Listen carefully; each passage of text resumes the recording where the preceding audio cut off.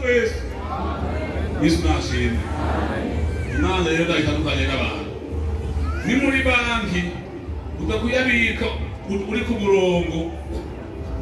Ni mukuyabika uri ku murongo. Bose bandika ngumwe. Na ubandi ubundi. Ariko Imana ni nziza. Yesu nashimwe. Rero ijambo rivuga ngo Imana Yesu Kristo bavuga ububasha bw'Imana. Ari ububasha bukomeye Imana twizeye ntabwo twiheze. Dusome amajambo y'Imana ubutumwa bwiza ko bwashwe na Matayo 28.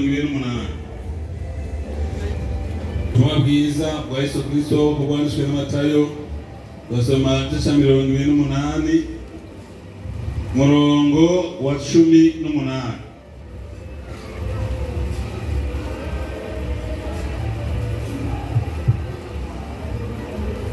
Mu izina rya Yesu Kristo avuga ngo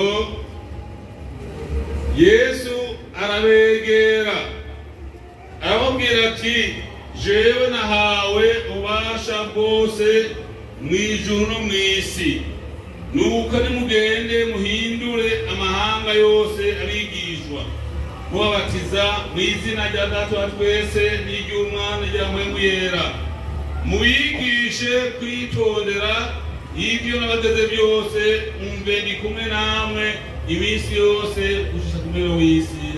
Yesu nashimwe. Agomba tuvuga rero iri jambo ry'ububasha bw'Imana.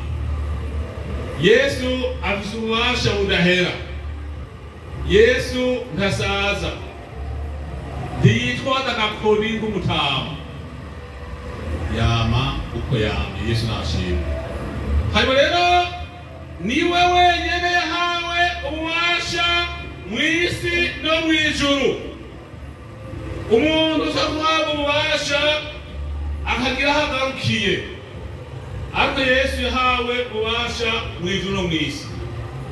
Yahawe afite ububasha no ku rupfu. Nagomba umuntu aze hano usome ubutumwa bwiza bwose na Yohana. Yesu nashimwe. Yesu 11 ingene Yesu afite ububasha no ku rupfu.